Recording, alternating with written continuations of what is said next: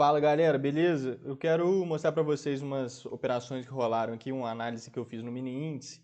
Primeiro eu quero agradecer a vocês por estarem acompanhando aí os vídeos, por estar curtindo, comentando, tá rolando uma interação bacana. Muito obrigado. Minha intenção aqui é passar conteúdo para frente mesmo e, e contribuir aí de alguma forma na análise de vocês.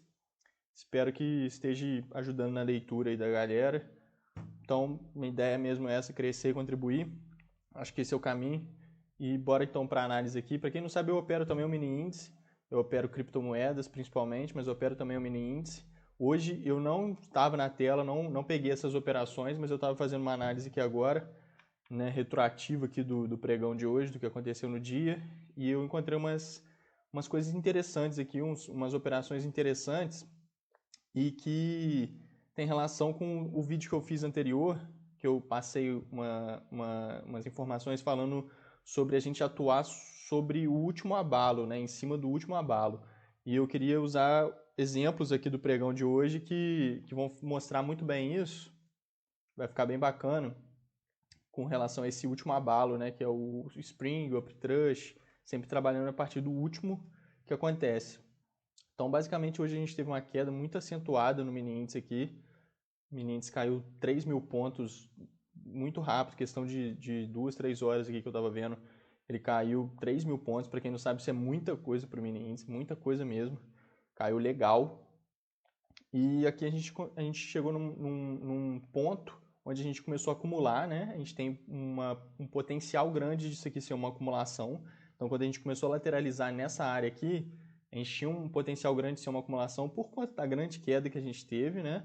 Mas não só por isso, porque um dos indícios aqui é esse volume, tá bem bonito, decrescente. Então, o volume decrescente ele é uma característica de acumulação. Então, por que a gente tem um volume decrescente em acumulação? Porque, basicamente, na acumulação, os grandes operadores, né, os grandes players, as baleias, eles vão acumulando. É isso que significa acumulação. Eles vão comprando blocos de ordem, né? Eles dividem um certo capital, compram e vendem, só que sempre comprando mais do que vendendo. Então, eles compram aqui embaixo, vendem aqui em cima, por isso que o preço sobe, desce, sobe, desce. Só que eles sempre compram mais do que eles vendem e a partir disso eles vão acumulando até que eles conseguem acumular todo o capital que eles querem na região e o preço começa um movimento de tendência desequilibrado para cima, né? E de fato vai ter o efeito dessa causa, né? Que é essa estrutura lateral, é uma causa, então tudo se baseia numa relação de causa e efeito, onde a gente tem uma causa, que é uma estrutura lateral, e depois um movimento de tendência, que é o efeito dessa causa. Então, quando o efeito dessa causa é uma tendência de alta, a gente estava diante de uma lateralização que foi uma acumulação. Quando o efeito dessa causa é uma tendência de baixa, a gente estava diante de uma distribuição. Então, no caso aqui, a gente tinha um potencial grande de estarmos diante de uma acumulação, o volume foi decrescente, os operadores eles vão acumulando de forma escondida, né, entre aspas, eles não querem mostrar para ninguém que eles estão comprando, porque a partir do momento que eles mostram para todo mundo que eles estão comprando, muita gente compra também, então a galera toda compra e o preço sobe e eles não conseguem fazer um preço médio bom. Então isso é extremamente desvantajoso para eles. Então o que acontece aqui? Eles compram, né, na acumulação eles compram de forma escondida, né, entre aspas, para não chamar muita atenção. Então por isso que o volume fica decrescente, o volume cai bastante. Então é algo bem, né, na surdina ali e tal, eles vão fazendo de uma forma com que o volume caia bastante, o volume fique flat, abaixo das médias, decrescente. Então essas características no volume financeiro é de acumulação. Quando a gente está num range lateral e tem todo um contexto ali também, né?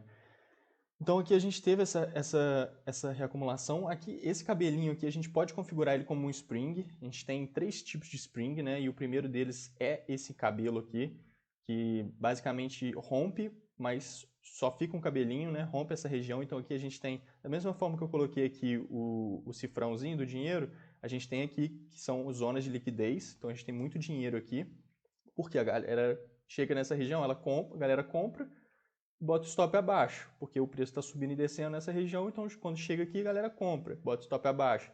Então a gente tem muita liquidez aqui, o preço rompe essa região, faz um spring, por mais que seja só o cabelo aqui, é considerado um spring também, né? Um spring mais sutil, E a gente tem essa reação de alta aqui bem bacaninha, e depois a gente teve outra lateralização, uma possível reacumulação, né? Nessa região, nessa primeira lateralização aqui, nesse primeiro range, eu não pegaria nenhuma operação, porém, nessa outra aqui que a gente fez, que tem a ver com o que eu quero passar para vocês, que é a gente operar, a gente agir em cima do último abalo, é justamente nisso aqui. Aqui a gente tem bastante liquidez e a gente tem um rompimento para cima, o que seria um possível uptrush. Então aqui a gente pode trabalhar numa venda, tá? Eu não entraria no vendido aqui por conta de todo o contexto aqui, que a gente está num viés possível de alta por conta da grande queda que a gente já teve. A gente pode estar diante de um processo de acumulação, então a minha ideia aqui é de que a gente poderia ter uma alta, então eu não entraria vendido aqui, até porque a gente não teve um teste muito bonito aqui também, então eu não entraria, mas daria um tradezinho, né? Entrando na hora que voltou para dentro dessa lateralização até aqui embaixo.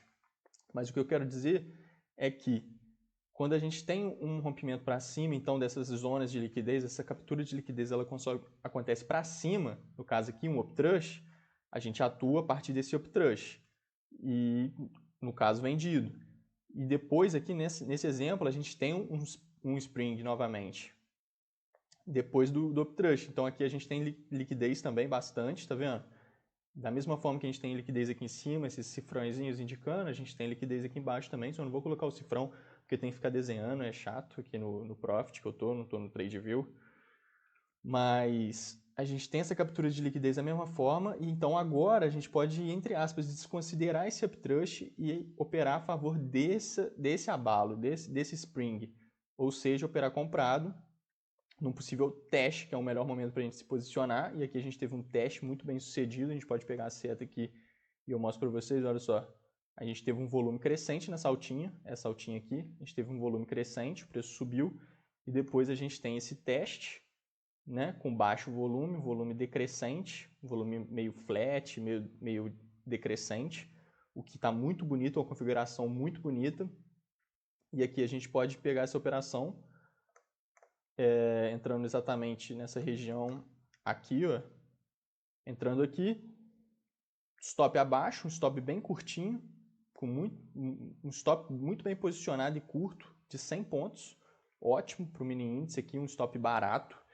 E aqui em cima, o take nessa região, eu colocaria o take nessa região aqui, essa linha aqui que eu marquei, isso aqui é uma região de grande volume, né? Eu uso o volume profile, já mostrei para vocês aí, e aqui não era uma POC, a POC é a região de maior volume, então eu tracei desse range inteiro aqui, de todo esse range eu tracei o volume profile, e aqui, essa região aqui é a POC, tá? Que é a região de maior volume, né? Aquele volume vertical que indica ótimos pontos para alvo, né? Ótimos pontos onde o preço tende a buscar.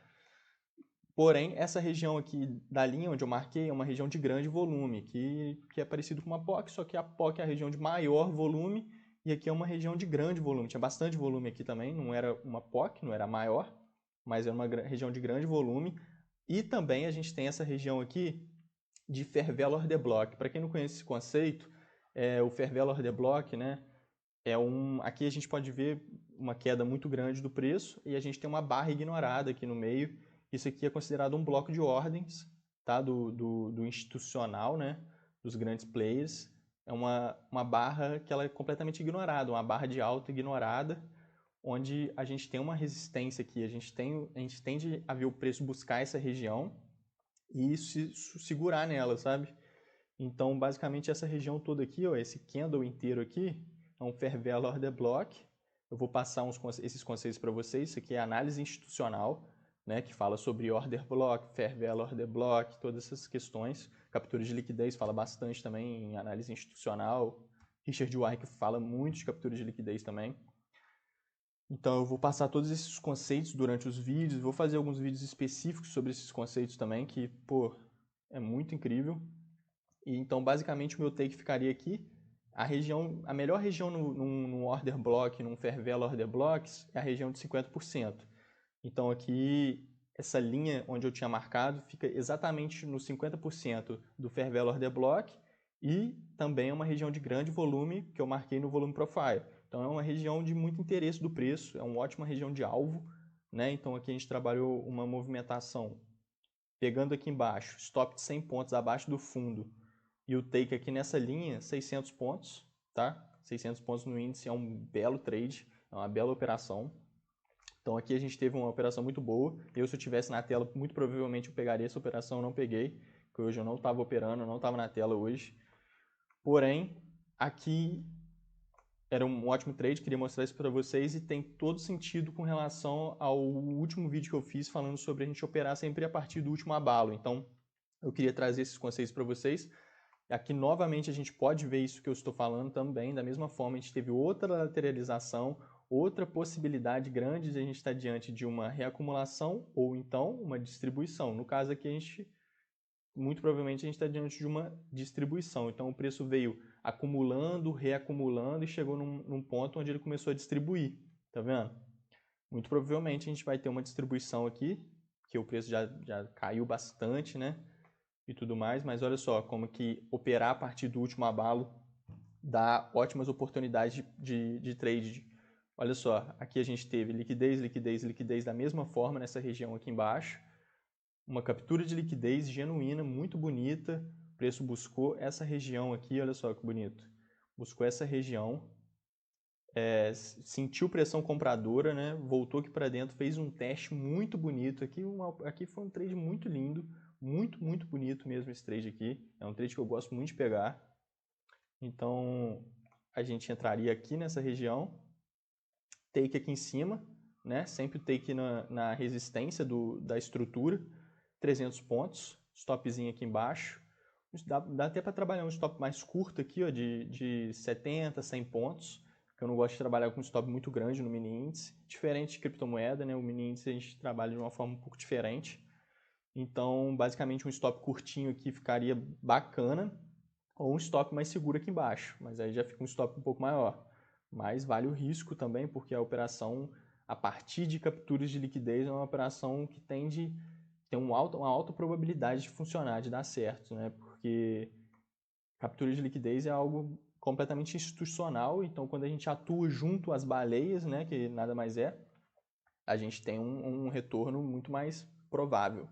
Então aqui seria o take aqui em cima, no range. E basicamente, olha só isso aqui que bonito. Lembra que eu falei do Fair Value Order Block e do Order Block? Essa região aqui, olha só, a gente tem a queda toda que eu comentei. E esse candle aqui, ó, tá vendo? Esse último candle de alta antes dessa grande queda, isso aqui é um Order Block. Esse aqui que eu marquei é um Fair Value Order Block. Esse aqui que eu marquei é um Fair Value Order Block. E esse aqui é um Order Block. Então, olha só que bonito isso aqui. Os 50% dele também é uma ótima região. Então, se a gente pegar aqui todo o candle e jogar lá na frente, olha só.